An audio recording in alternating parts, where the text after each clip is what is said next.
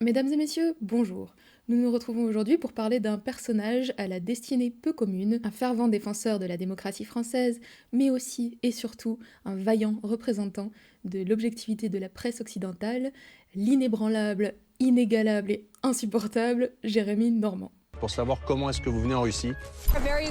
Simple blogueur passionné de culture russe ou agent en service commandé par Moscou, quelle place occupent réellement ces ambassadeurs 2.0 dans l'opération séduction de Vladimir Poutine?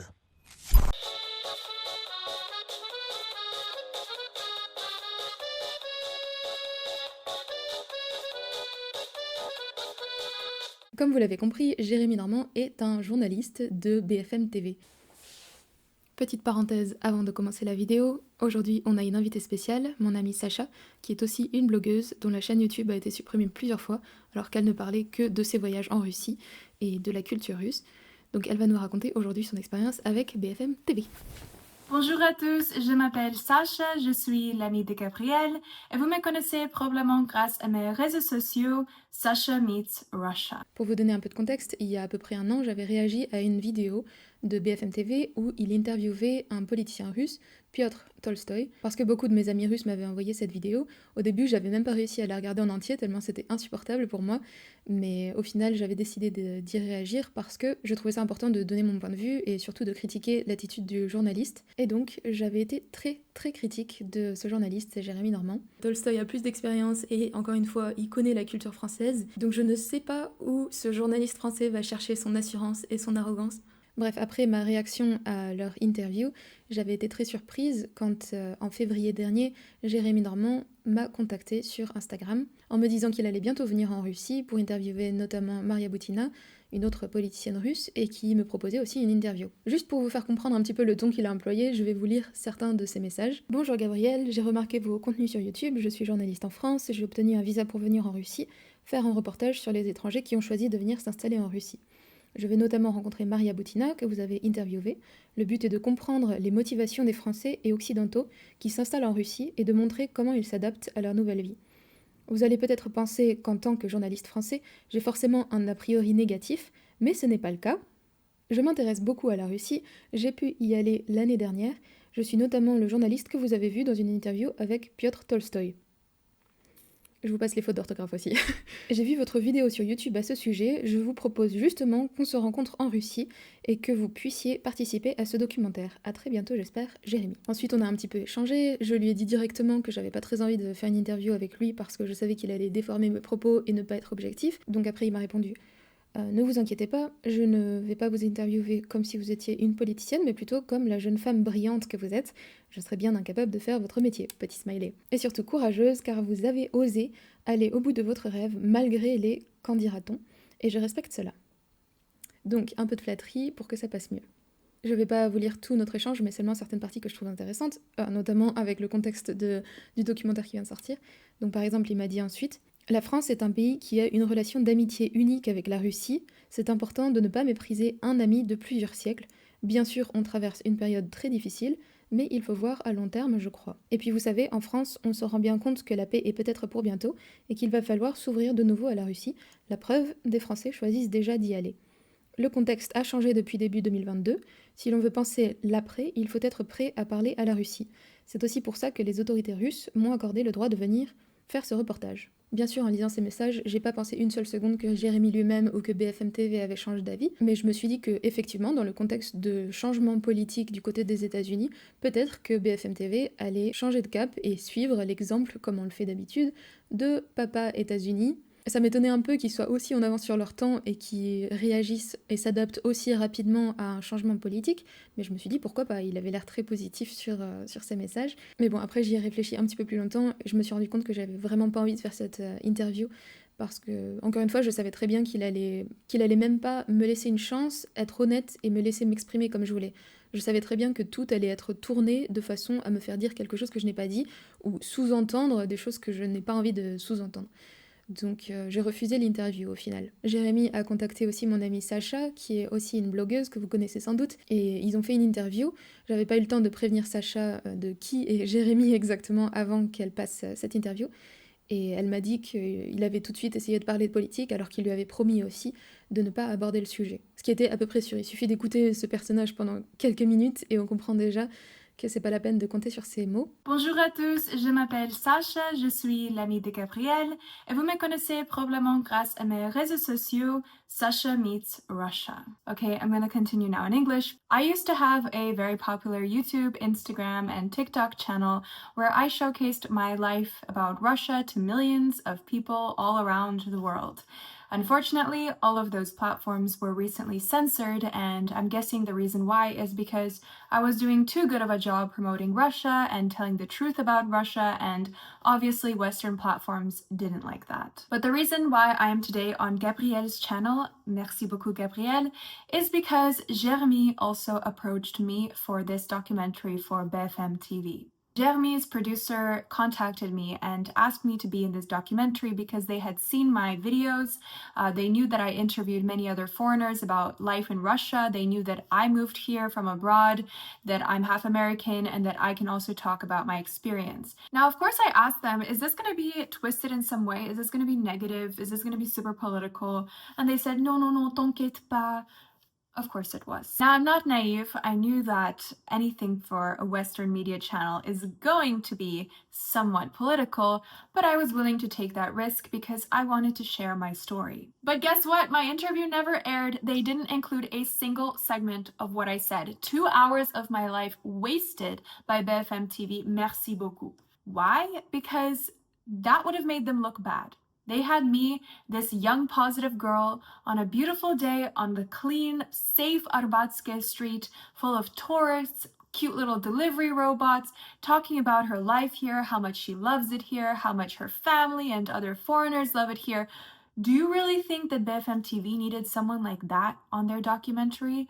No, that would have made Russia look too good. That didn't fit their narrative or their agenda. Now, it did get political very fast, as I expected. Jeremy asked me to go film in a souvenir store, and I had filmed Russian souvenirs many times, so I said, of course, let's go. But clearly Jeremy had already been to this store because he knew exactly where the Trump and the Putin matryoshkas were. I didn't even know. He ran over there, took them, and put them in my hand, and asked me to compare the two world leaders, asked me about who I liked more, what do I think about Russia-US relations, all this stuff. I answered everything in a very diplomatic way. I said, I hope that relations improve. The only way towards peace is through dialogue and understanding, and he didn't really get that reaction from me that he was hoping for. Jeremy even asked me, like, Sasha, have you ever been in politics? Like, you know how to answer these questions? And no, it's just because I know already what the questions will be. It is so obvious that the Western mainstream media, every time I get these questions a lot, like it is just so obvious what they were going to be, and it's exactly what they did. Jeremy also at one point put this Ushanka Russian hat on his head and then took it off and said, I believe in democracy. Democracy? Isn't democracy about freedom of speech? So why didn't you include my speech? Why are you omitting what people are saying? Why are you editing your video to look a certain way to fit your narrative? And it's funny to me how Jeremy comes and accuses us of being propagandists when essentially he's doing exactly that. He is coming to Russia, filming us, and then omitting what we are saying, re-editing it, and basically making it look exactly how BFM TV, which is paying him, wants it to look. So if that's not propaganda, I don't know what is. Jeremy also conveniently forgot to mention in his documentary that all of my social media channels were censored, and they were censored before this documentary aired. So he had time to add it, and he didn't. And I think the reason why is because it proves the point that there is no freedom of speech in the West. Censorship is alive, especially when it comes to Russia. And even if you're someone like me who was a blogger making non-political content, beautiful videos about Russia, but if you get too successful in doing that, they're going to shut you down because they don't want someone showing the truth. And if Jeremy was a real journalist, he would have talked about it. He would have said, look, this girl that we are promoting as this star blogger in Russia has been censored, all her channels taken down. Why? Why is the West so against this kind of content? But of course, I'm sure BFM TV wouldn't pay him to do that. So now I'm on the platform X, formerly known as Twitter, because I find it is probably the only platform that doesn't censor people for speaking the truth. Jeremy, you are lucky that you got to even come to Russia. You are lucky that you get to do something in Russia that Russian journalists are not allowed to do in the West, that even I, a blogger, am not allowed to do. I hope one day Jeremy can find his journalistic integrity.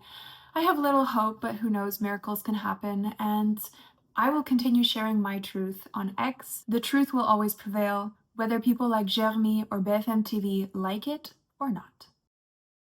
Donc bref, j'ai refusé l'interview avec BFM TV en février, mais ils sont quand même venus avec nous et Maria Butina dans un voyage qu'on a fait dans la région de Kaluga pour voir l'équivalent de Mardi Gras en Russie et parler de cet événement. Et puis ils ont filmé d'autres personnes, d'autres migrants occidentaux en Russie, et ils en ont fait un documentaire qu'on va regarder ensemble tout de suite.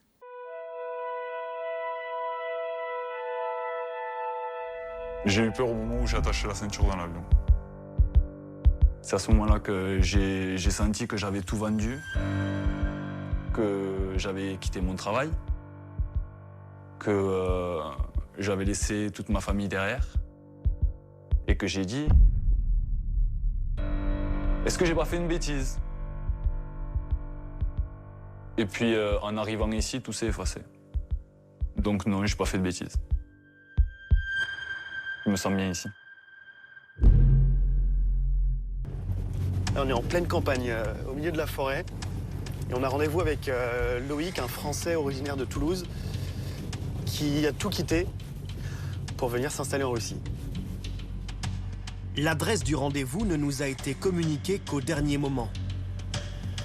L'homme qui nous attend se méfie des médias français. Évidemment qu'ils se méfient des médias français, comme si on pouvait leur faire confiance. On connaît l'objectivité des médias français par rapport à la Russie. Donc c'est plutôt une preuve de bon sens que de s'en méfier, je trouve. Loïc fait partie de ces Occidentaux qui ont choisi de rejoindre la Russie, malgré la guerre et les sanctions économiques. Allez, je vous en prie, garez-vous ici. Là, on est arrivé chez vous? Oui. C'est ici? Exactement. C'est pas simple de vous trouver. Non, un peu compliqué le chemin. Et il y a des voisins ici? Très peu. Ici, c'est pas habité. Derrière, la maison n'est pas habitée non plus. On a de la forêt là, de la forêt au fond. Et qu'est-ce que vous fuyez pour venir jusqu'ici, au milieu de nulle part? Rien, juste la tranquillité. J'aime la tranquillité, donc je suis bien ici. Non, c'est bien sécurisé, il y a les caméras là, j'ai les caméras au portail de l'autre côté du lotissement là-bas. Vous avez peur de quoi ici? Il n'y a personne? Ben ouais, mais j'ai pas... C'est pas que j'ai peur, c'est juste c'est bien d'avoir des caméras. Faut savoir quand il y a des gens qui s'arrêtent devant, quand je suis derrière. Suivez-moi, on va rentrer. Comme la plupart des médias occidentaux, Jérémy utilise une technique qui n'est pas directe à chaque fois. En anglais, ce serait to imply. Il sous-entend des choses qui ne sont pas dites ouvertement ou de façon frontale, mais à chaque fois, il va utiliser des phrases qui donnent une impression. J'ai envie de parler anglais, c'est insupportable. En anglais, je dirais to frame. C'est-à-dire qu'il encadre en gros l'information à chaque fois avec un ton, des sous-entendus, une musique. Donc là par exemple il utilise des phrases comme qu'est-ce que vous fuyez, de quoi vous avez peur, etc. Donc ça donne une impression de peur, peut-être de quelque chose qui n'est pas tout à fait légal, pas tout à fait honnête, quelque chose qui n'est pas clair. Alors que ce français c'est juste un français qui vit dans la forêt, enfin je veux dire c'est pas extraordinaire, qui cherche le calme et la tranquillité. Il n'y a rien d'extraordinaire à ça. Mais BFM TV fait des efforts énormes pour rendre ça louche et pas clair. Loïc était chef d'atelier dans un garage automobile à Toulouse. J'ai acheté quelques meubles. Mais après, il faut savoir qu'ici, en Russie, la plupart des appartements, quand on les loue, quand on les achète, ils sont entièrement meublés. Le propriétaire a accepté de louer à un Français? Exactement. D'ailleurs, il était content de le louer à un étranger. Pourquoi, je ne sais pas. Il a accepté de suite. Et il faut savoir que le jour où je suis venu visiter, il m'a donné les clés de suite. À 31 ans, célibataire et sans enfant, il décide de tout plaquer, vend sa maison et quitte son emploi en CDI lorsqu'il entend parler d'un nouveau type de visa mis en place par la Russie pour certains étrangers. Ce visa idéologique, c'est un visa qui a été créé en septembre dernier, donc il n'y a pas très longtemps, et qui permet aux habitants de pays occidentaux qui sont considérés comme non amicaux, notamment la France, l'Allemagne, etc., de venir s'installer en Russie sans connaître la langue. Donc ça facilite beaucoup la procédure d'intégration en Russie, puisqu'on n'a plus besoin de passer un examen de langue, sauf si on veut rester pendant plus longtemps. C'est un visa de 3 ans que je suis en train d'essayer d'obtenir.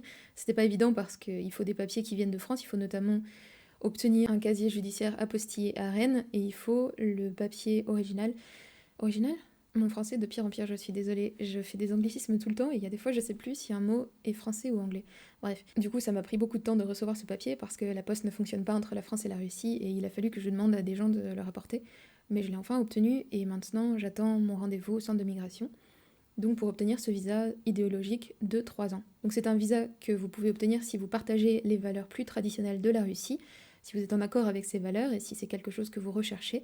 Ça ne veut pas dire qu'ils vous font signer un papier, qu'ils vous font promettre quelque chose, quoi que ce soit, ça vous engage à rien.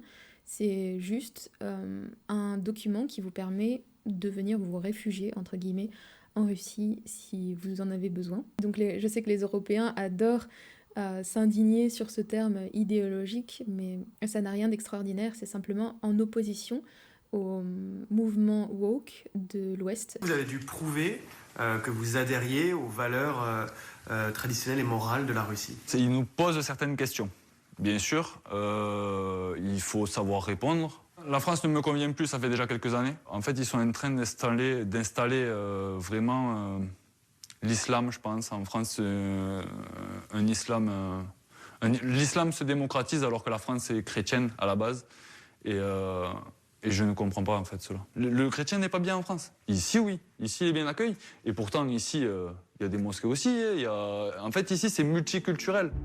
C'est avec ces arguments, inspirés de la thèse du grand remplacement portée par l'extrême droite française, que Loïc a convaincu les autorités russes de l'accepter sur leur sol. Là, vous avez dans vos mains votre passeport français. Oui. En choisissant la Russie, est-ce que vous n'avez pas le sentiment d'être quelque part un peu un traître à votre nation? Pas du tout. Pas du tout. Parce que je ne comprends pas en fait ce que la France fait là-dedans. Pour moi, la France n'a rien à faire dans cette opération militaire, parce qu'à la base, il faut quand même savoir que c'est une opération militaire.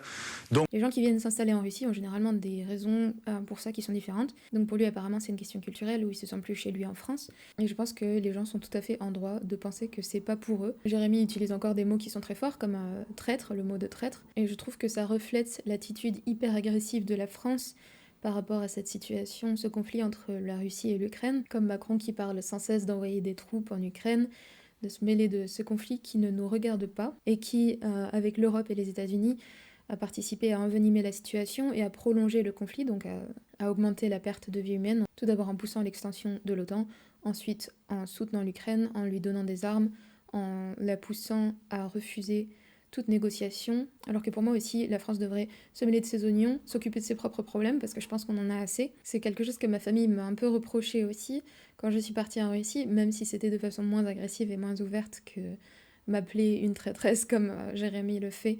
Mais effectivement, j'ai entendu à mon égard aussi plusieurs fois, si la France ne te convient pas, il faut que tu restes et que tu essayes de changer les choses, ou alors si on a un conflit direct entre la France et la Russie, qu'est-ce que tu vas faire? Mais moi, ça fait déjà longtemps que je me sentais pas chez moi en France. Je me sentais presque un peu poussée dehors. En fait, c'est plus ma culture en France. Je me sens plus chez moi en Russie, et d'ailleurs pas seulement en Russie, parce que j'ai habité pendant 6 mois, je crois, en Pologne par exemple, et je parle absolument pas polonais, donc j'étais quand même coupée du reste de la population, et pourtant je me sentais plus chez moi en Pologne qu'après en rentrant en France, où je me suis installée directement à Nîmes. Le contraste que ça m'a fait entre vivre en Pologne pendant quelques mois et ensuite m'installer à Nîmes, en fait je me suis rendu compte que c'était plus mon pays, la France. J'avais plus envie d'y habiter. Parce que à Nîmes, j'avais peur de sortir. J'avais peur de sortir de mon appartement.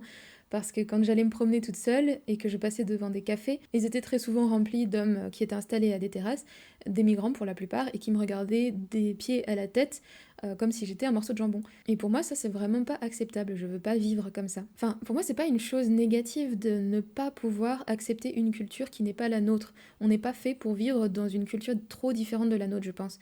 Et moi, en l'occurrence, je ne suis pas compatible avec certaines cultures d'Afrique du Nord, où la femme est considérée comme... enfin bref, pas très bien considérée. Donc pour moi, je suis pas en train de dire que c'est une culture qui est inférieure à la mienne, je suis en train de dire que c'est une culture dans laquelle je ne veux pas vivre. Donc je me sens beaucoup mieux en Russie, où je peux porter ce que je veux, me promener à toute heure et me sentir en sécurité. Donc non, j'ai pas envie d'essayer de sauver la France, parce que la France n'a pas du tout envie d'être sauvée. Quand je lis mes commentaires sur internet et que je vois tous les chevaliers en armure qui viennent défendre nos migrants en France ou les Ukrainiens ou des choses comme ça, eh ben pas de problème, moi j'ai aucune envie de vivre dans ce genre d'atmosphère ou de société et donc je déménage sans demander rien à personne. Et je pense pas que ça fasse de moi une traîtresse non plus. C'est normal de vouloir vivre dans un pays qui correspond à nos valeurs. Et donc si la France ne m'offre pas ce genre de vie, eh ben je vais juste déménager. Là-dessus, j'ai une grosse incompréhension avec ma famille et mes parents, parce que ma mère, par exemple, est une personne très généreuse, qui veut faire le bien autour d'elle, qui veut notamment accueillir les étrangers. Et moi, je pense que je suis plus égoïste et je suis pas capable de sacrifier ma tranquillité d'esprit juste pour accueillir des étrangers qui ne veulent même pas s'intégrer à la France. Enfin, je veux dire, l'immigration, pour moi, c'est super, à condition que les étrangers qui viennent s'installer dans un pays aient vraiment envie d'en faire partie, de s'adapter à la culture, d'apprendre la langue, et bien sûr tout en gardant leur tradition, mais de façon compatible avec le pays dans lequel ils s'installent. Et en France, je pense que c'est absolument plus le cas aujourd'hui. J'en ai déjà parlé, mais à mon avis, c'est aussi de notre faute à nous Français qui avons mal accueilli les étrangers, ce qui fait que maintenant ils sont repliés sur eux et beaucoup d'entre eux n'apprécient pas la France, n'apprécient pas ce que la France leur donne. Donc ça fait qu'il y a une très mauvaise situation en ce moment avec les migrants.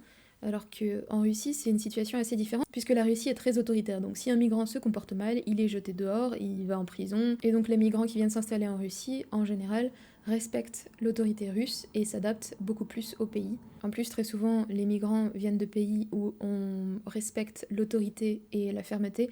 Donc si nous, sous prétexte d'être généreux, de les accueillir, de les accepter comme ils sont, en fait, on montre beaucoup de faiblesse. Donc beaucoup en France ne nous respectent pas, ne respectent pas la France, et moi j'ai pas envie de vivre là-dedans.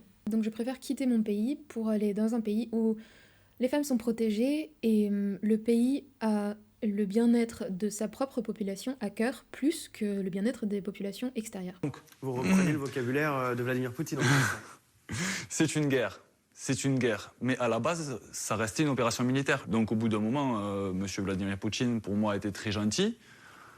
Et il reste encore très gentil, comparé à ce qui se passe. Il envahit un pays souverain. Il n'a pas envahi, attention. Il n'a pas envahi. Au début, il voulait juste récupérer les territoires qui étaient russophones, parce que les territoires qui étaient russophones se faisaient martyriser par les Ukrainiens. Un discours calqué sur la rhétorique du Kremlin.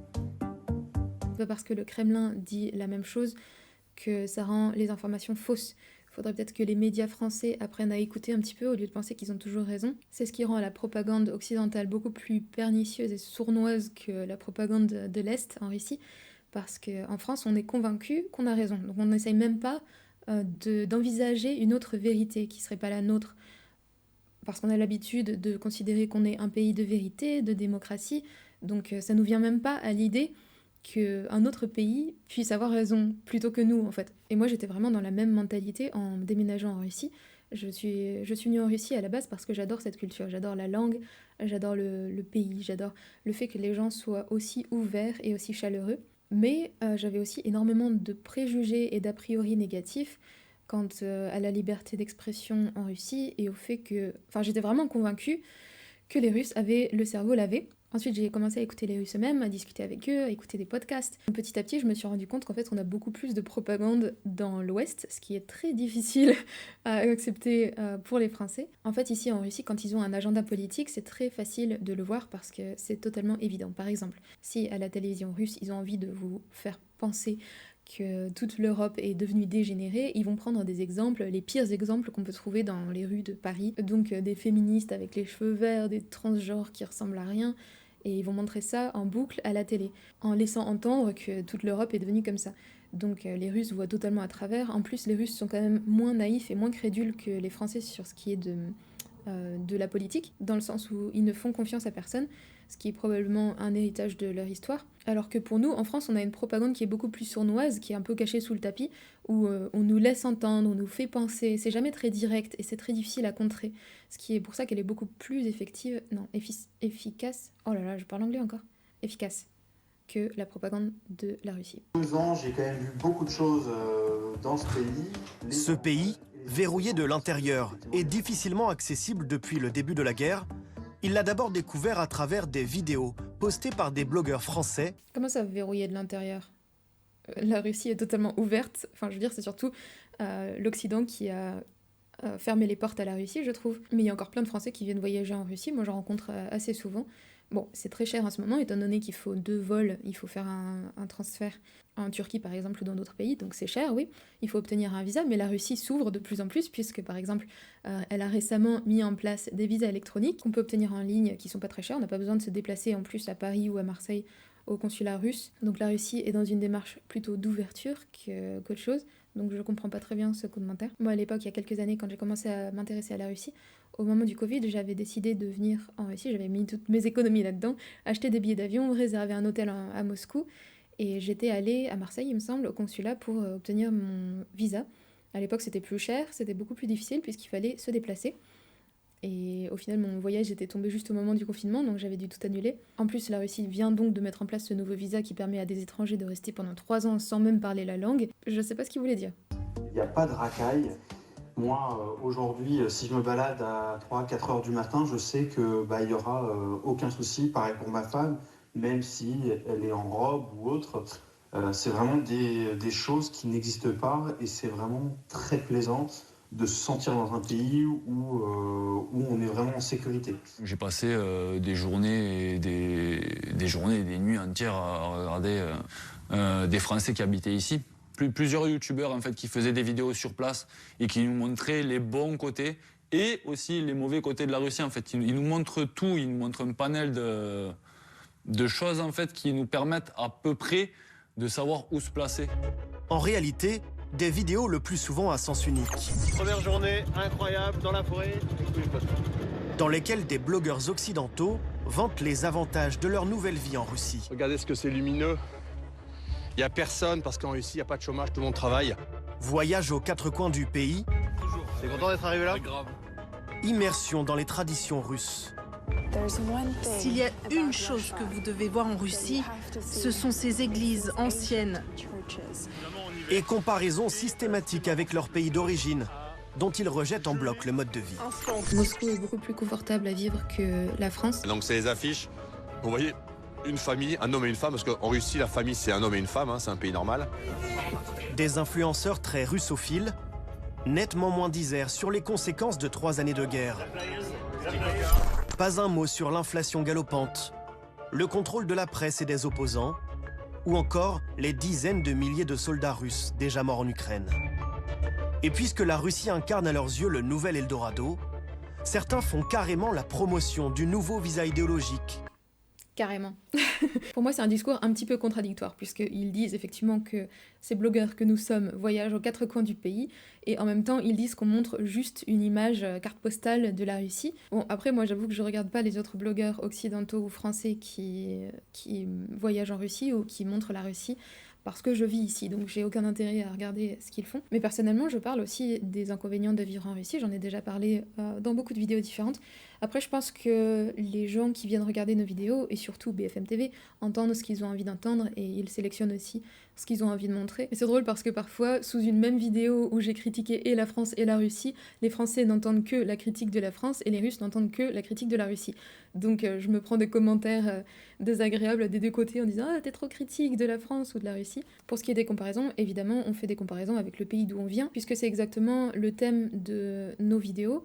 On montre comment notre vie a changé depuis le pays occidental dans lequel on vivait jusqu'à la Russie. Parce que ce qu'on fait, c'est qu'on partage notre expérience pour d'autres personnes, exactement comme le dit Loïc, je crois, dans la vidéo, pour les aider à comprendre si la Russie pourrait être un pays pour eux. Et donc évidemment, ça implique de faire des comparaisons. Ma mère aussi déteste quand je fais des comparaisons, en disant que je suis injuste envers la France. Mais après, encore une fois, moi je raconte juste mon expérience et mon point de vue. Je suis pas en colère contre la France, je suis très reconnaissante de ce que la France m'a offert, très contente d'être française, et je suis triste de voir que la France devient de moins en moins française, et je parle pas uniquement des migrants, mais de plein de choses. On n'est plus un pays souverain, à mon avis, on a perdu toute notre indépendance. Pour moi, c'est même plutôt une preuve d'amour envers la France que de dire je suis pas Je suis pas heureuse du fait que la France devient de moins en moins française, de moins en moins indépendante. Et je pense en plus que c'est intéressant et important de se rendre compte des choses qui se passent en France par comparaison avec l'étranger. Si on vit que entre nous et concentré sur notre propre nombril, on se rend pas compte des choses qui vont bien ou qui ne vont pas dans notre propre pays. Donc par exemple le fait que la France est très en retard sur certains aspects de développement, notamment la technologie par exemple. En Russie, ils sont beaucoup plus avancés là-dessus. On s'en rend pas compte si on vit seulement en France, donc comment est-ce qu'on peut améliorer son propre pays si on ne se rend pas compte des possibilités qui sont à portée de main. Et d'ailleurs, c'était la même chose quand je suis allée en Chine. J'ai vu que la Chine était encore plus avancée sur le plan technologique que la Russie, et c'est pas quelque chose que j'aurais pu envisager en restant en Russie. D'un autre côté, j'ai aussi comparé la France de façon positive avec la Russie. Il y a certaines choses que j'aime plus en France qu'en Russie, par exemple le rythme de vie qui est plus sain, je trouve, en France, l'alimentation qui est plus saine. Mais bon, tout le monde entend ce qu'il veut dans nos vidéos et interprète ça comme ils veulent. Pour ce qui est de l'inflation et de la perte de niveau de vie depuis le début de la guerre, moi je m'en rends pas compte parce que ça fait 2 ans et demi que je vis en Russie et mon niveau de vie a augmenté par rapport à quand j'étais en France, même si mon salaire est à peu près 2 fois moins élevé si on se base sur le dollar. Donc mon salaire est à peu près 2 fois moins élevé que ce que j'aurais reçu en France, mais j'ai gagné en niveau de vie puisque les services sont beaucoup moins chers en Russie. Et oui, effectivement, il y a de l'inflation, mais d'après ce que j'ai remarqué, il y en a aussi en France. Après, pour ce qui est des soldats russes, déjà, c'est pas le thème de nos vidéos, on parle de la culture russe, de la vie en Russie, donc je vois pas pourquoi on serait obligé aussi de parler d'événements politiques. Et ensuite, venant de médias français qui sont hyper agressifs envers la Russie, qui enveniment les choses, qui jettent de l'huile sur le feu, et quand on sait que la France ou Macron envisage d'envoyer des troupes en Ukraine depuis un bout de temps, qu'on finance cette guerre aussi, enfin, c'est totalement hypocrite de leur part, je trouve. Créé par Moscou. Le visa idéologique. Le président Poutine propose un nouveau type de visa destiné aux étrangers.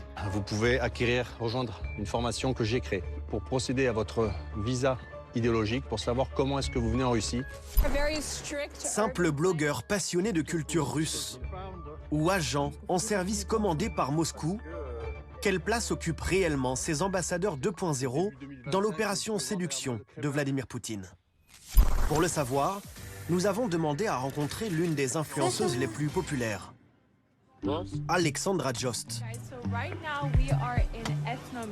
Une blogueuse à la double citoyenneté, américaine et russe, qui cumule plus de 500 000 abonnés sur les réseaux sociaux. Qui cumulait toutes ces chaînes et ses comptes YouTube, Instagram ont été bloqués plusieurs fois. Et ça, bien sûr, c'est pas un fait que Jérémy va aborder, puisqu'on a la liberté d'expression dans l'Ouest, n'est-ce pas? C'est pour ça que des chaînes de blogueuses comme Sacha qui présentent la vie en Russie, qui parlent d'éléments culturels de la vie en Russie et qui ne sont même pas politiques, sont bloquées, puisque ça dérange trop de parler de la Russie de façon positive. Et Sacha n'est pas du tout la seule à avoir perdu sa chaîne plusieurs fois. Par exemple, j'avais été interviewée par une chaîne qui s'appelle Russian Road, qui interviewait des étrangers qui vivent en Russie et qui montrait un petit peu leur vie telle qu'elle était en Russie, sans parler de politique, encore une fois, et qui ont perdu leur chaîne parce qu'ils parlent de la Russie positivement. Donc encore une fois, hypocrisie totale, on va dénoncer le fait qu'en Russie, il n'y a pas d'opposition et on manque de liberté d'expression, mais par contre la censure qui vient de l'Occident, ça, on va totalement l'ignorer. Hâte que la fête commence et de ressentir pleinement l'esprit de Mardi Gras, allons-y. Elle nous a donné rendez-vous dans un parc à thème, à 2 heures de Moscou, où elle vient justement enregistrer une vidéo, à l'occasion de la fête de Mardi Gras.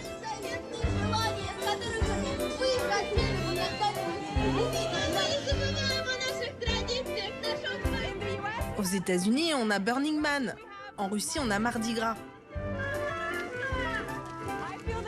Je tenais à être ici aujourd'hui pour enregistrer une vidéo sur Mardi Gras parce que je pense que c'est très important pour les gens de découvrir les traditions russes. En Occident, on ne sait rien de tout ça.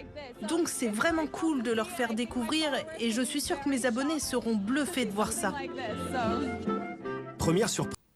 Voilà, c'est exactement ce genre de contenu que l'Occident trouve légitime de bloquer et d'interdire. C'est trop dangereux de montrer une image positive et normale de la Russie, de parler de culture russe. Donc la liberté d'expression dans l'Occident est, à mon avis, légèrement conditionnelle. Elle n'est pas la seule blogueuse étrangère venue assister à l'événement. À ses côtés, des blogueuses allemandes et néerlandaises, ainsi qu'un youtubeur français très actif, Alexandre Stefanesco. C'est faux, puisque Lisa, effectivement, est une blogueuse allemande, d'origine russe, mais qui a vécu en Allemagne la plupart de sa vie. Mais par contre, la fille qui était à côté d'elle, elle est russe et c'est pas une blogueuse. Donc je sais pas pourquoi il parle d'une blogueuse néerlandaise. À mon avis, c'est pas du tout une erreur de la part de Jérémy, c'est juste un mensonge grossier. Mais personne ne va aller vérifier qui est cette jeune femme, qui est absolument russe et pas du tout une blogueuse. J'étais là pendant ce voyage, donc je le sais. Dit le Frussien, qui encourage inlassablement les Français à rejoindre la Russie depuis le début de la guerre. La Russie n'est pas coupée du monde, contrairement à ce que vous raconte. On va faire des voyages de découverte, des voyages immersifs, des voyages de rencontres, des voyages où on vous montrera les réalités de la Russie d'aujourd'hui. Voyages organisés et expatriation clé en main vers la Russie. Mais il refuse de répondre à nos questions sur ses activités. Allez-y, serrez-vous, ne soyez pas gênés. S'ils sont tous réunis sur la photo aujourd'hui, c'est grâce à cette femme derrière l'objectif, Maria Boutina, députée russe, fidèle de Vladimir Poutine, et spécialement chargée de promouvoir le visa idéologique au-delà des frontières de la Russie. La plupart des visites se déroulent ici. Il y a 45 pavillons en tout.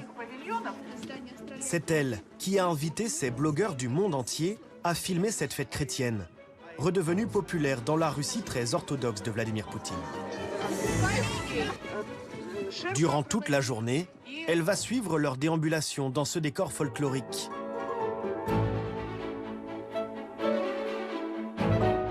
Pour qu'ils envoient à leurs abonnés la carte postale qu'elle a choisi de promouvoir.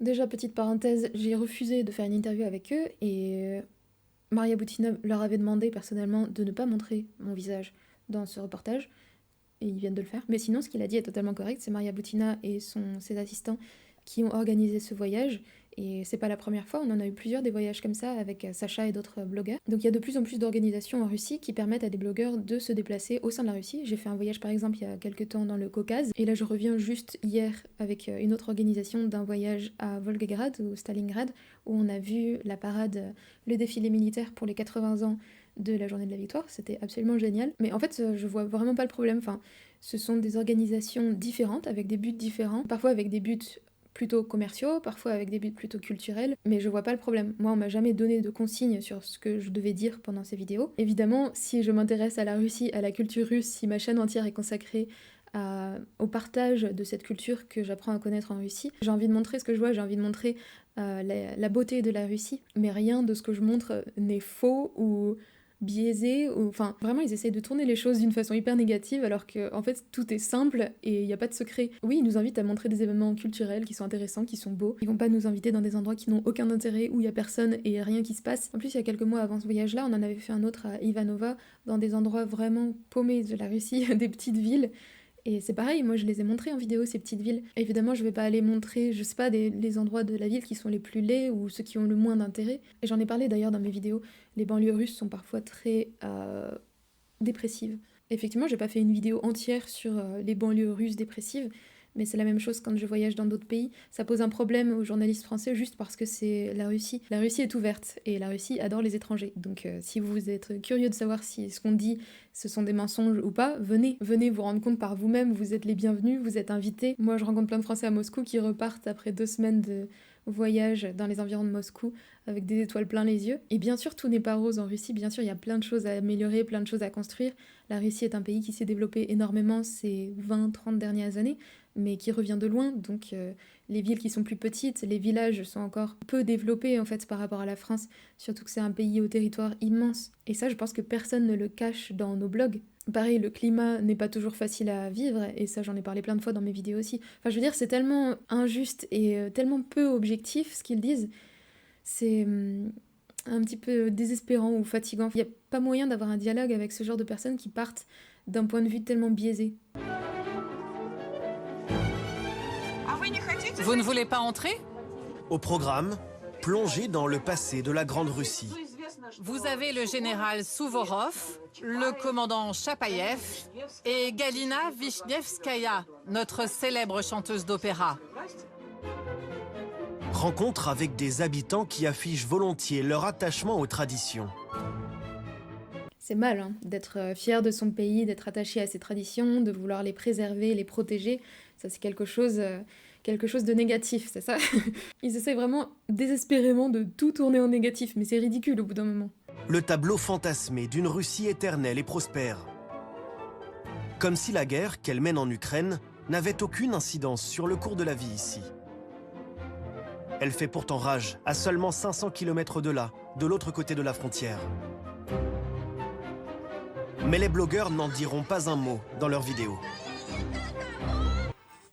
Je me répète, mais ça m'énerve, vraiment. Quand on parle de culture, pourquoi est-ce qu'on irait parler de la guerre alors que c'est vraiment pas le thème? C'est une vidéo sur Maslenitsa, sur Mardi Gras. Pourquoi est-ce que Sacha devrait parler de la guerre en Ukraine? C'est ridicule. Bon les gars, cette fête de Mardi Gras était incroyable. J'espère que cette vidéo vous donnera envie de découvrir les spécialités russes comme les blinis. Laissez des commentaires et abonnez-vous. Et moi je vous dis à très bientôt. Opération réussie pour Maria Butina. Mais elle dément toute manipulation de ces Occidentaux. Quel peut être l'effet de ces vidéos sur le public étranger selon vous? C'est simplement la vraie vie. Voilà ce qu'ils montrent. Vous voyez bien leur enthousiasme. C'est parce qu'ils font ça pour eux-mêmes, pour leur blog. Ils n'ont reçu aucune consigne à l'avance. Est-ce qu'il y a une volonté de faire passer un message, de donner l'image d'une Russie attachée à ses traditions? Et on s'y prendrait comme ça, avec de jeunes blogueurs qui font des vidéos TikTok ou YouTube, avec moi qui les aide simplement à découvrir la Russie? N'essayez pas de trouver un double sens là où il n'y en a pas. Très souvent, on me demande si je suis payée pour dire ce que je dis, si je suis payée par le Kremlin. J'ai pas reçu 1 centime pour dire tout ce que je dis. Enfin, la monétisation sur YouTube, ça va pas payer mon loyer, surtout qu'elle est bloquée en Russie, donc toutes les vues que je fais en Russie, qui représentent, je crois, plus de la moitié de mon audience, la moitié de mon audience à peu près est en Russie, ces vues-là ne sont pas monétisées, c'est bloqué par YouTube. Mais sinon, les organisations comme celle de Maria Butina ne nous payent pas, enfin, ils payent les dépenses liées au voyage, ils nous invitent, mais on ne reçoit pas un salaire et on ne reçoit pas de consignes.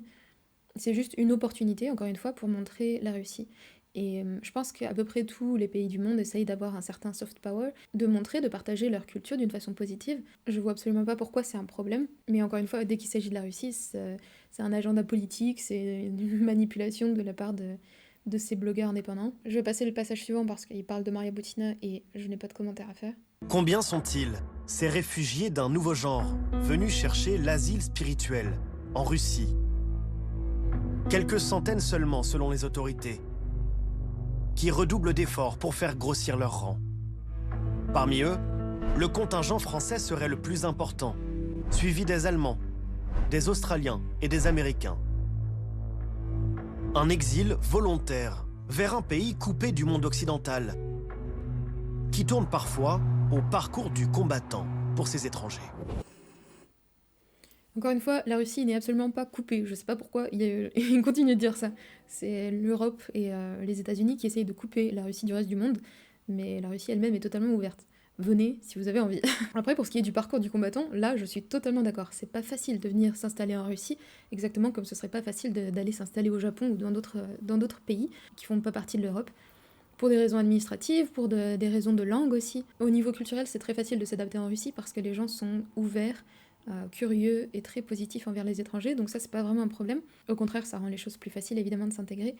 En revanche, pour ce qui est des questions, des formalités administratives, ça c'est vraiment difficile. Je veux dire, je pense pas que ce soit plus facile de s'installer en France quand on est russe par exemple. Il faut passer par le même genre de démarches qui prennent du temps et de l'énergie, mais ça c'est inévitable quand on veut s'installer dans un nouveau pays, et donc c'est pas facile. Et puis la langue russe est une énorme barrière pour beaucoup de gens parce que évidemment pour trouver un travail c'est un gros problème, mais ça c'est pas un secret et les blogueurs en parlent assez souvent. Moi j'en ai parlé dans plusieurs vidéos et je sais que je suis pas la seule, on le cache absolument pas, et de toute façon c'est juste du bon sens de savoir que c'est difficile de s'installer dans un nouveau pays, et si en plus on choisit de s'installer à Perpète au fin fond de la Russie, ça rend pas les choses plus faciles. Pour s'en rendre compte, nous avons pris rendez-vous avec une famille originaire du Canada, qui a dû faire du chemin avant de poser ses valises. D'abord, plus de 7000 km pour rejoindre Moscou. Ensuite, 4 heures de train plus à l'est, à travers les plaines et les villages. Et encore 1h30 de voiture, sur des routes toujours bordées de panneaux officiels, enjoignant les hommes à s'engager sous les drapeaux.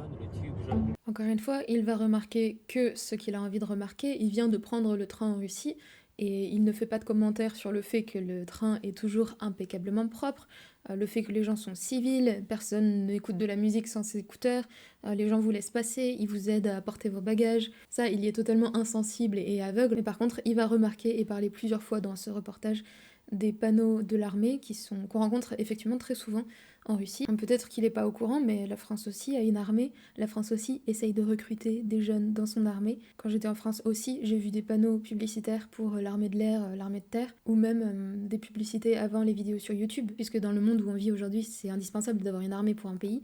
C'est normal d'essayer de recruter des gens pour cette armée. Et nous y voilà enfin. Bersenica, petit hameau de quelques maisons traditionnelles en bois. C'est ça, là. Là où il y a le drapeau? Ouais. C'est pas le drapeau canadien qui flotte, là. C'est le drapeau russe. Ouh, le drapeau russe en Russie, vraiment, c'est tellement choquant qu'une famille qui vient s'installer dans un pays adopte son drapeau aussi. Moi, je trouve ça super que les habitants d'un pays soient fiers de leur pays, abordent leur drapeau. J'adore le fait que les Russes mettent le drapeau russe absolument partout. Je trouve ça extrêmement dommage qu'on le fasse pas plus en France. En France, on le fait sur certains produits, comme des produits alimentaires, des produits cosmétiques, on met le drapeau français. Et moi, ça me fait plaisir de le voir. Pour moi, c'est un gage de qualité, très souvent. Mais par contre, j'ai jamais vu quelqu'un qui portait le drapeau français sur soi, ce que je trouve étrange. Enfin, je veux dire, on habite dans un pays, c'est normal d'en être fier, non? Mais en France, on passe tout de suite pour un fasciste si on porte le drapeau français. Alors que dans d'autres pays, ils ont absolument pas de problème avec ça. Par exemple, en Angleterre, le drapeau est absolument partout, sur les sacs à dos, sur les vêtements, on le voit aux fenêtres des maisons. En France, on voit plus souvent le drapeau d'autres pays qui sont abordés aux fenêtres des habitations particulières, notamment le drapeau ukrainien. Bonjour, comment ça va? Bien, vous venez nous rejoindre là-haut? C'est la condition pour que j'accepte l'interview. Il y en a du travail. Je suis un optimiste. Je préfère voir le verre à moitié plein. Beaucoup a été fait déjà. Chez les Fenstra, on est agriculteur de père en fils, depuis des générations. Mais avant Arendt, 41 ans... Sympa ta manière de descendre. Aucun n'avait eu l'idée de venir travailler la terre ici. Привет. Bonjour. Bonjour, yeah, I was gonna say. Merci de nous recevoir, bonjour. Comment s'appelle-tu? C'est comme ça qu'on dit en français? C'est vous qui avez planté ce drapeau russe? Oui, c'est notre terrain. Personne d'autre que nous n'allait mettre de drapeau, alors on l'a fait. Et il n'y avait rien ici avant qu'on arrive. Tout ce que vous voyez ici a été construit par nous. Les hommes bricolent et les femmes cuisinent? Oui, comme au bon vieux temps.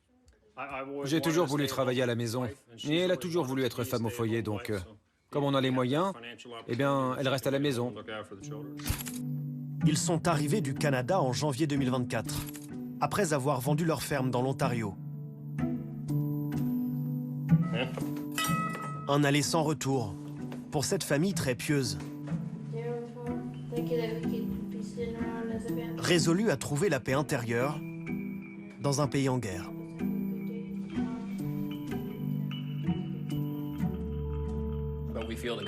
Le gouvernement canadien prend beaucoup de décisions qui vont à l'encontre des traditions chrétiennes. Des décisions LGBT, par exemple. Et il pousse ces décisions dans les écoles pour promouvoir l'homosexualité ou les questions transgenres. C'est pour ça qu'on fait l'école à la maison depuis des années. Vous voulez dire que vous rejetez l'homosexualité? Oui, nous rejetons l'homosexualité, même si je crois que les gens sont libres de pratiquer leur sexualité comme ils l'entendent. Mais en tant que chrétien, je suis en désaccord avec eux, comme la Bible d'ailleurs. Ici, ils se dirigent tous dans la même direction, une direction que j'apprécie. Peut-être parce qu'il n'y a pas la même liberté de parole ici. Non, je ne pense pas, il y a aussi des oppositions ici. Il y a des différences d'opinion, des gens qui partagent différentes pensées, mais il y a comme un consensus général quand vous parlez avec les gens, dans les communautés, dans les villages. Il y a un consensus général. C'est assez drôle parce qu'en France, on a quand même une énorme population de musulmans qui ne sont pas spécialement pro-LGBT et pro-homosexualité aussi. Mais il faut qu'on aille en Russie pour en discuter plutôt que d'en discuter avec les gens qui habitent chez nous. Donc encore une fois, totalement hypocrite, surtout qu'en Russie, la plupart des gens sont contre, mais ça veut pas dire qu'ils représentent un danger pour les personnes qui font partie de la communauté LGBT. C'est juste que les choses sont basées sur le bon sens, contrairement à ce qu'on a en France en ce moment, je trouve, Donc en Russie, du moment que vous respectez, encore une fois, le consensus, le sens commun de la Russie, c'est-à-dire que vous n'affichez pas une sexualité extravagante en public et surtout pas devant les enfants, vous pouvez faire ce que vous voulez chez vous, les gens n'en ont absolument rien à faire. Pour ce qui est de la liberté d'expression, moi je me sens personnellement beaucoup plus libre depuis que j'habite en Russie, puisque je peux parler absolument de tout, y compris des questions qui fâchent et qui sont des sujets tabous en Europe, comme par exemple la question LGBT, le féminisme, le wokisme, les migrants, les choses comme ça. Des choses qui sont très difficiles, des sujets très difficiles à aborder en Europe. Quand j'habitais à Berlin notamment, c'était impossible de parler de quoi que ce soit sans passer pour une fasciste. On a le droit d'exprimer seulement une opinion politiquement correcte, alors qu'en Russie, on est libre de dire ce qu'on pense. Et encore une fois, j'en ai déjà parlé plusieurs fois, mais je ne comprends pas cette notion de liberté qu'on a en France, où pour nous, la liberté, c'est de pouvoir protester dans la rue contre tout et n'importe quoi. Protester même pour des pays qui sont absolument pas les nôtres, comme Palestine. Pour moi, faire des manifestations qui, pour la plupart, ne changent absolument rien à la situation, descendre dans la rue, tout casser et interrompre le cours de la vie normale, c'est pas une forme de liberté. Persuadés que leur famille vivrait plus heureuse dans la Russie conservatrice de Poutine, les Feenstra ont fait leurs valises avant même la création du visa idéologique qu'ils ont obtenu depuis. Ce permis de séjour leur offre une couverture sociale, ainsi que la scolarisation gratuite de leurs enfants. Venez, c'est l'heure du cours de russe. Mais il est impossible pour eux d'aller à l'école du village, tant qu'ils ne maîtrisent pas la langue de leur pays d'adoption. Ok, on va s'entraîner. Comment est-ce qu'on demande un café en russe? Alors ici aussi, la classe se fait à la maison. Et c'est l'aînée, Coraline, qui s'improvise professeure de russe. Waouh, Coraline m'impressionne vraiment.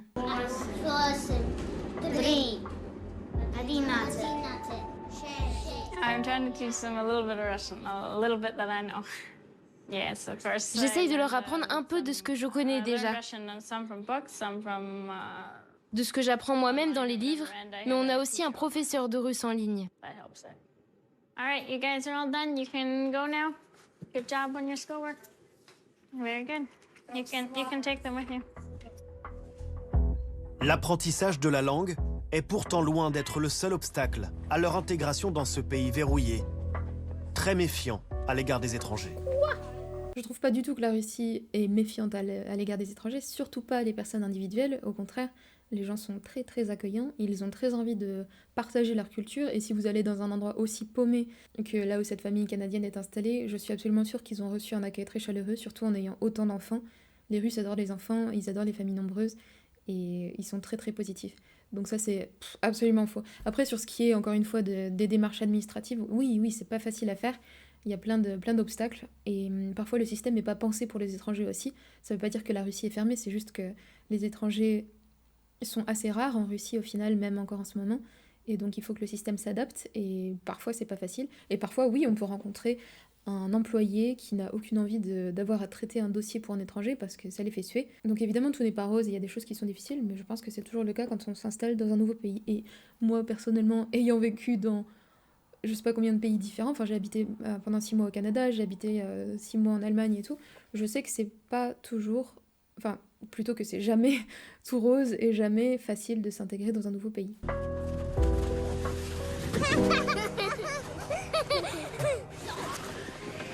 Dès leur arrivée, les autorités russes ont bloqué durant plusieurs jours le compte bancaire sur lequel ils avaient transféré toutes leurs économies, suspectant une fraude liée au blanchiment d'argent. Je sais pas exactement ce qui s'est passé dans leur cas, mais ce sont des choses qui arrivent et pour moi c'est pas du tout une preuve que les autorités russes sont méfiantes à l'égard des étrangers ou quoi que ce soit. C'est une situation inhabituelle qui demande plus d'attention, plus de temps pour être résolue. Enfin, je commence à être fatiguée de ce documentaire, vraiment vivement que ce soit fini. La loi empêche les étrangers d'acquérir des terres agricoles. Alors ils ont dû faire affaire avec un investisseur russe, seul réel propriétaire de l'exploitation.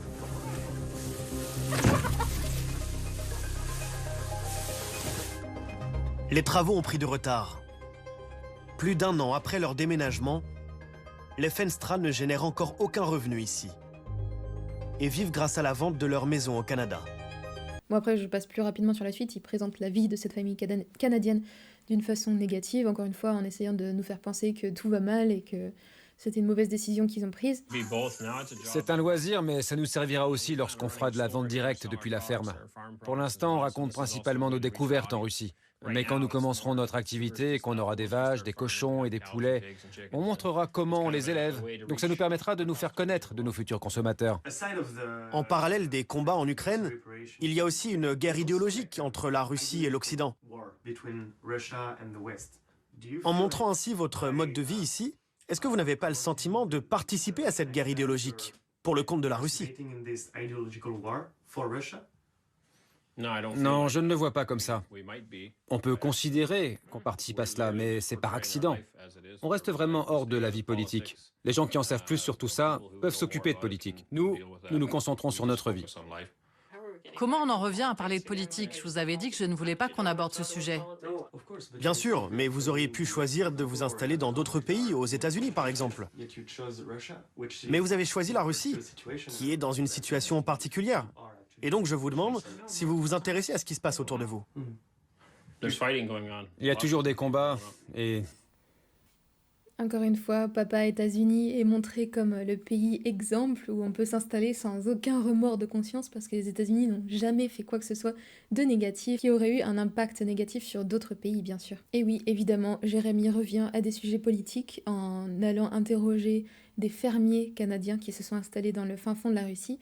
Il ne peut laisser personne tranquille, même quand il avait promis, probablement en utilisant le même ton huileux qu'il a employé avec moi, de ne pas parler de sujets politiques. Il essaye toujours de trouver des gens qui ne sont pas très calés en politique aussi et qui n'ont pas d'arguments parce qu'ils ne sont pas entraînés à parler publiquement et qui sait très bien que ce sera plus facile pour lui de tourner leurs propos de façon négative ou de leur faire dire des choses qu'ils n'auraient pas forcément pensé. Les destructions continuent. Ça me fait mal quand des gens meurent.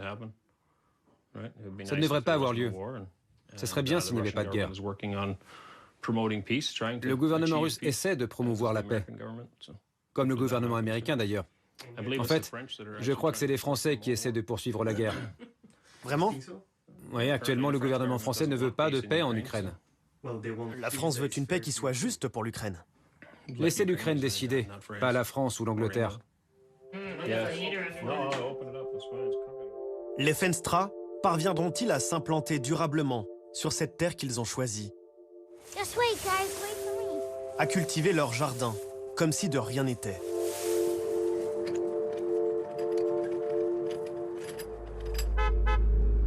Parmi les transfuges venus de l'Ouest, ces agriculteurs font en tout cas figure d'exception. Moscou cible en priorité des profils plus qualifiés, en particulier les travailleurs de la tech.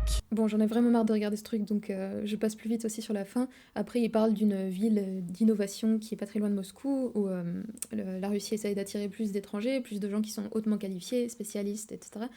Je pense que c'est pas du tout le seul pays qui essaye d'attirer des spécialistes étrangers. C'était aussi une volonté du Canada, par exemple, des États-Unis. Enfin, je veux dire, c'est toujours une bonne chose pour un pays d'attirer des migrants qui sont très qualifiés. Enfin, moi, je vois absolument rien d'anormal à ça. Il continue ses insinuations en pointant du doigt encore les caméras de sécurité, les caméras de surveillance, ce qui est une chose assez controversée en France. On n'aime pas les caméras du tout.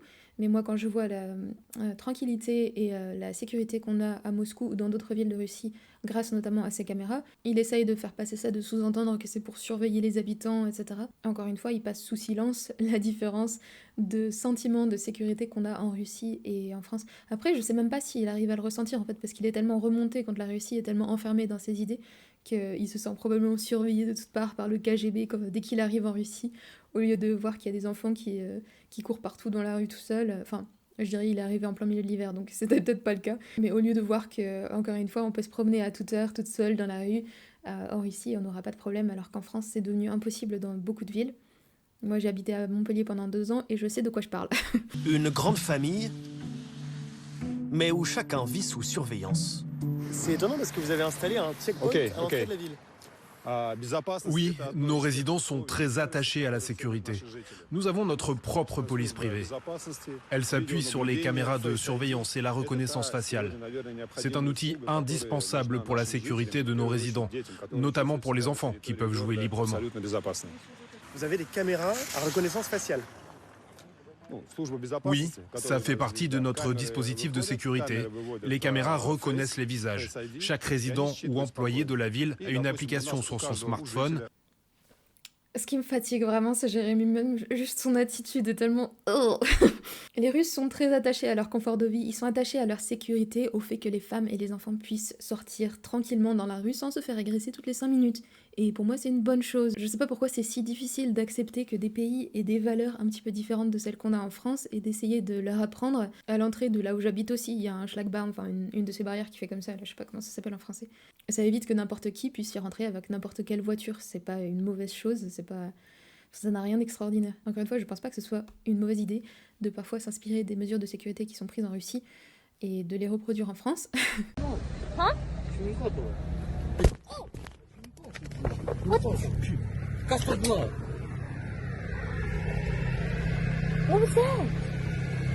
Alors ça, c'est une honte. On est à Marseille. C'est une honte. Il y a eu la cérémonie hier du 8 mai. Il est en train de pisser. Construite pour accueillir 35 000 habitants d'ici 10 ans, Dobrograd ne comptait selon son maire que 19 familles européennes lors de notre tournage. Comment repartir de zéro dans un pays en guerre? Du fantasme à la réalité, le choc est parfois brutal. Comme pour Loïc, le Français originaire de Toulouse. 6 mois après son installation en Russie, il ne parle toujours pas la langue et a même cessé les cours en ligne qu'il prenait à son arrivée. Dans ces conditions...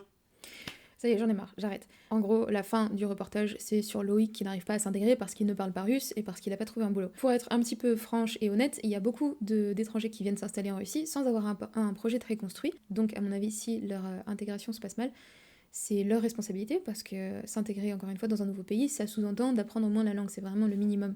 Donc si en plus il a arrêté de prendre les cours, bah je veux dire... Enfin, il pourrait s'intégrer nulle part sans parler la langue, c'est pas possible, à part en Suède où tout le monde parle anglais. Surtout pas à la campagne. J'ai rencontré quelques étrangers, notamment des Américains surtout, qui habitent en Russie depuis très longtemps et qui ne parlent pas un mot de russe parce qu'ils ont assez d'argent pour se trouver une copine qui va traduire pour eux et s'occuper de tout ce qui est administratif. Enfin, je dis les choses de façon assez directe. Si vous avez assez d'argent, vous pouvez vous débrouiller en Russie sans parler la langue. Si vous êtes une personne lambda comme moi, il va falloir trouver un job, et donc soit de trouver un job dans une langue qu'on maîtrise, soit d'apprendre le russe. Donc bref, ils ont réussi à trouver un exemple d'intégration ratée, mais c'est assez marrant parce que moi j'en connais beaucoup des étrangers, enfin des Européens qui habitent ici en Russie, et qui se sont très bien intégrés, qui ont un business, plein d'amis, une famille, qui vivent une vie normale, meilleure que ce qu'ils avaient dans l'Occident, parce que ça donne aussi pas mal d'opportunités d'être un des rares étrangers qui est venu s'installer en Russie. Moi, ça me donne énormément d'opportunités. Il y a plein de gens qui sont intéressés par la France et en Russie, et qui sont très positifs et qui réagissent à mon égard plus positivement que si j'étais russe, en fait. Ça me donne plus d'avantages. Donc, encore une fois, plein d'opportunités. Mais évidemment, ils sont allés chercher le français qui vit au fin fond de la forêt. Désolé Loïc, mais il faut que tu apprennes la langue, sinon ça marchera jamais. Donc oui, il y a toujours des exemples d'intégration ratée.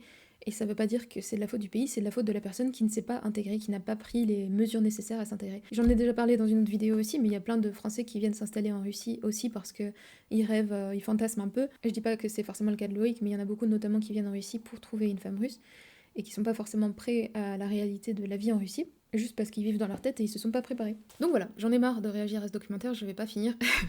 Au final, je pense même pas qu'il puisse avoir un impact très négatif sur l'opinion des Français par rapport à la Russie. D'une part parce que de toute façon, la plupart des Français ont déjà un préjugé extrêmement négatif par rapport à la Russie. Ensuite parce que ce qu'ils viennent de faire, c'est une propagande tellement grossière au final qu'elle a plutôt l'effet inverse de ce qui était attendu ou ce qui était voulu. D'ailleurs, quand on lit les commentaires sous leurs vidéos sur YouTube, la plupart sont extrêmement négatifs envers le documentaire lui-même et non pas la Russie. Donc merci Jérémy d'être aussi grossier dans sa propagande, aussi antipathique. S'il continue comme ça, il va pouvoir passer pour un espion russe lui aussi, à force de tourner en ridicule la presse française. Donc merci de tes efforts, merci de ton travail. Bref, comme je l'ai déjà dit, si vous voulez comprendre pour vous-même si tous ces blogueurs dont je fais partie qui parlent positivement de la Russie, enfin plutôt positivement de la Russie, pas toujours, si vous voulez savoir si on ment ou pas, et si vous voulez comprendre ce qu'est la Russie en réalité, vous êtes les bienvenus, prenez vos tickets, c'est pas difficile d'obtenir un visa. Oui, ça demande du temps, de l'énergie, c'est cher, mais c'est totalement possible. Je connais plein de gens qui viennent, surtout l'été. L'été en Russie, c'est absolument génial. Donc venez nous voir, n'ayez pas peur de venir en Russie. Moi, je m'y sens bien plus en sécurité que dans la plupart des pays où j'ai habité avant. Et voilà, c'est tout ce que j'avais à dire. Regarder ce documentaire m'a pris toute mon énergie. Merci beaucoup d'être resté jusqu'au bout de cette vidéo. N'hésitez pas à venir me rejoindre sur Telegram si vous avez cette application, où je poste beaucoup plus souvent. C'est mon moyen de communication préféré puisque je peux poster des vidéos, des photos, des textes. Et je vous dis à très bientôt pour une nouvelle vidéo. Paka paka.